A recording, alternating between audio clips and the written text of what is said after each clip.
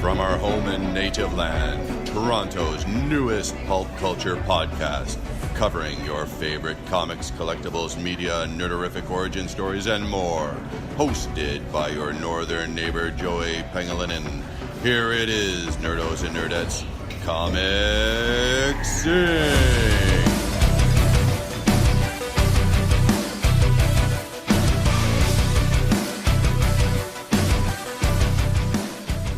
Hey Nerdos and Nerdettes, this is Joey from Comic Sync, and I'm here with my buddy Anthony.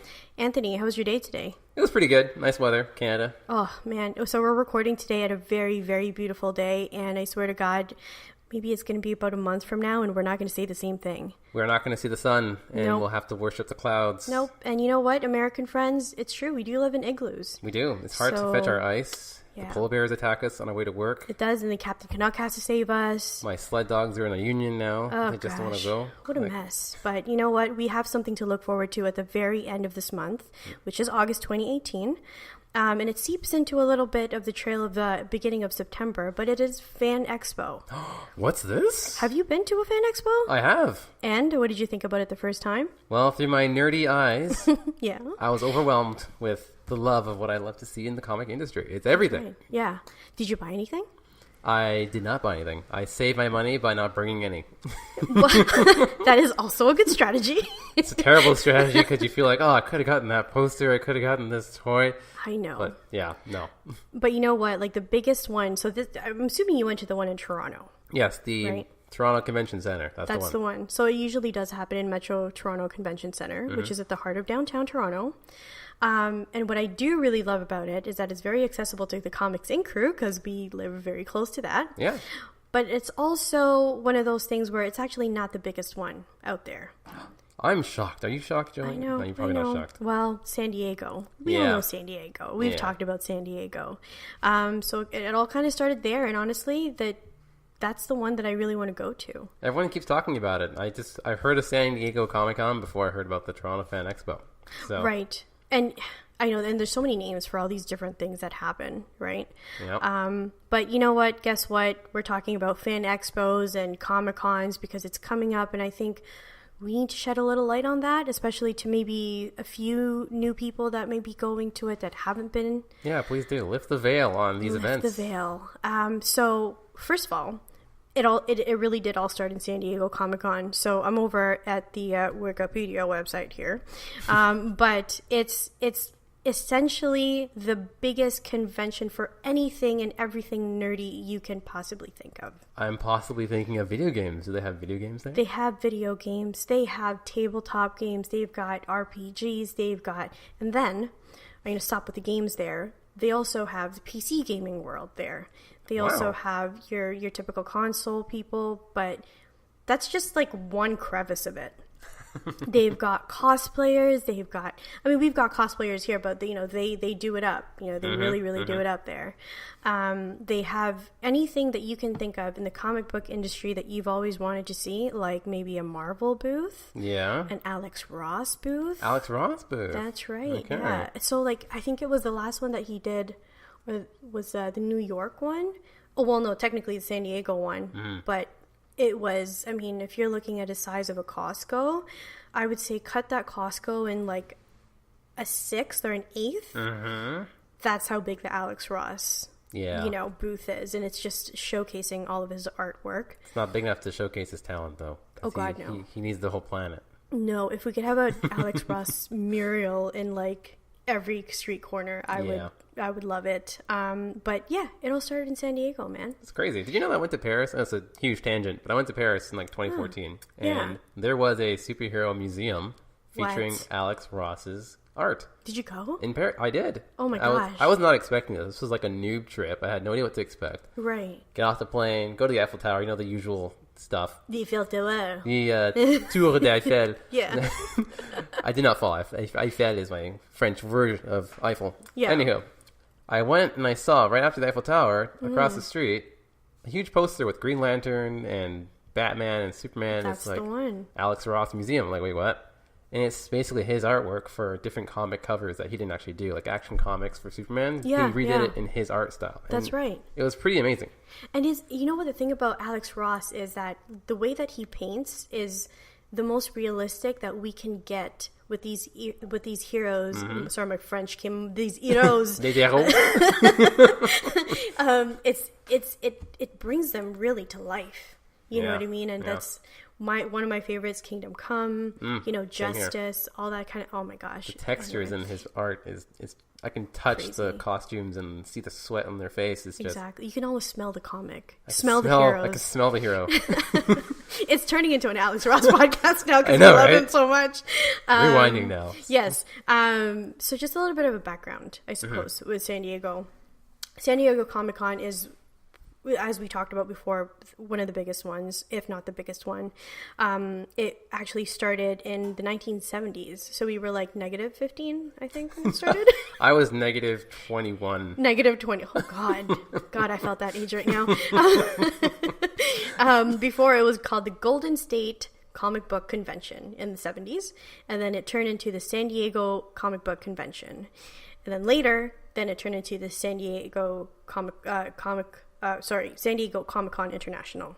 Wow. And what is being held there is, as I said, literally anything and everything nerdy, but they also have the bigger stars that go there. I was going to say, if I'm a hunter of all celebrities, Oh, yeah. I'd go to San Diego Comic-Con to find these guys, right? Yeah. I mean, we're both fans of the CW people, right? And they don't have it here in the Toronto one, but sometimes they do have selected members that go here. But they have everybody from the CW verse, the Arrowverse, really come together in one booth, and they have like a signing and. My goodness. Yeah, it's crazy. So you're talking Grant Gustin too? Uh-huh. You're talking everybody. Uh-huh. Okay. As in Katie Lutz. Uh-huh. Yeah. But yeah, man, it's anything and everything pop culture. That's incredible. Yeah, so that's where it all started. And I suppose there were like different names that we were talking about before, right? Yeah, like the different type of cons that you can go to, and Yeah, so just for the Toronto locals or the GTA locals, I would like to let you guys know that it gets kind of confusing when you're not into this world, right? Yeah, even if you're in this world and you don't really participate as much, like you're a passive investor. This is like my finance. Yep. But if you like passively invest in this whole world, and you're like, okay, I noticed there are a bunch of events. Yes. Nice, pretty names, but there's a lot of them, so I don't know what event has this and what event has that. What's the difference? So from the stuff that I've come across, for example, there's Comic-Con, Toronto Comic-Con, there's Toronto Fan Expo. You experienced TCAF this year. I did, yeah. You are about to experience Mississauga Comic Book, the MXC event in the Central Library in Mississauga. And then you also have the smaller cons like TF cons and toy cons and action figure cons. It kind of says it in the name sometimes, TF con, Transformers Convention. Okay. So that is anything and everything to do with Transformers and other types of robots. See, I thought that TF con was TIE Fighter con. Specifically for TIE fighters? Actually, there is a Star Wars Expo as well. I knew it. There had to be. Oh, there is. There's an Expo for friggin' everything, man. Like, if there was an Expo for, like, I don't know, spark plugs, it's going to be SparkCon. SparkCon. That's it. That's bing and bang. That's it. But typically, the smaller cons are very heavy into merchandise. Okay. I guess that's how I could differentiate it. I assume so with the Toy Con. Yeah. I suppose they would have toys on for exactly. So those toys, I've been to like several ones of those, and it's everything from Polly Pockets to Care Bears to Cabbage Patch Dolls. And then you've got like your Generation 1 Transformers, and you've got your Beast Wars and G.I. Joe stuff. What about my bronies out there? They're getting their pony on? Oh, they get their pony on hard. Like, and it just turned into a PG-13, no rated R now.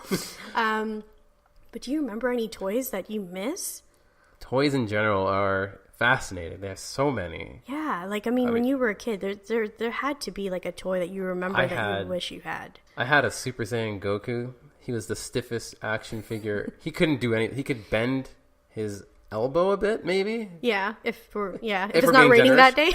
I had a Spider-Man that could only bend his elbow. Oh and my gosh. maybe like he can like do like a downward dog. But that was the best. I don't know how you figured that one out. Oh, who put Spidey in this way? But those kinds of toys, they're still around. Some people have kept them even in boxes, and you'll find those things not just in Comic Cons and fan expos, but specifically to like action figure cons. Yeah. You know, if there was like a whatever Transformers or robots or Gundams, things that I'm super into, you find it in those special cons like that. But there could be like, you know, a booth here and there that sells different things in the retail side of TF cons. Toronto Fan Expos. Yep. I just feel like these places are the type of events that would have, let's say, a Dragon Ball Z figure with like Goku doing a Kamehameha wave, but you can also light up the Kamehameha like a nightlight if you wanted to. Yeah. And that's like the most intense nightlight. It's the most intense nightlight, but it's badass. And Yeah, it makes your man. childhood go like, yay! Yes, your 30-year-old self, yay! Yeah. I get to go to bed and With then the nightlight. And exactly. I do actually have a Star Wars lightsaber nightlight that you could press onto the wall. Oh, that's amazing. I know, but I'm not allowed to put it up. What? Boo. I know. I just thought of something great. Okay, What? think of Spirit Bomb Goku like holding up like a giant Yes. sphere, but it's a freaking nightlight. Oh, Or I will find you a this. side lamp, you know? Like I am so sure it's around. that'd be awesome. I can make it. And like it hovers above his hand. So he's not holding it, it's like hovering. Oh, I don't know about hover. That's a tough one. How are they gonna make it hover above his hand? Like a translucent little stand. That's Exactly. probably how it's Yeah, gonna work. exactly. Yeah, I think so. These are the things that I think about when I think of these events because they have everything here. So- Exactly. And what about TCAF? TCAF is Toronto Comic Book Arts Festival. Mm-hmm. And it's a free festival, right? Very nice. And when I think of TCAF versus the cons, like Mm-hmm. the Comic Con and the fan expos, it's more artsy, but it's not like bourgeoisie. Like Mm-hmm. you can't go in there and like evaluate someone's art. It's more like you get the artist side of it. You know, Yeah. you get to communicate with these people that are creating the stories and the toys that you like, so you Yeah. can talk to them about it. And it's like I would say it's a more independent Mm-hmm. kind of thing because they're not typically people who are from Marvel or from DC. Right. Like those aren't the projects that are being held there. It's literally, you know, Kickstarter projects get funded or trying to get funding, and you go to these places and you get to be the first people to get to see these artists and writers really, I mean, blow up, you know, and kind of give them the tools, to, you know, and the support to make their dreams happen, and maybe one day go to San Diego. Exactly. right? Like you help them out, they help you out. You get to Yeah. see what they have on display, what kind of books they've got going on, some video games they're developing. Yeah. You test it out. They get to put their game out there. It's a win-win. Everyone's talking and enjoying themselves. So It's great. Yep. And that's going to happen again in the Mississauga Central Library with their Mississauga Comic Book Expo. So yeah, be sure to check it out. It's going to be really, really cool.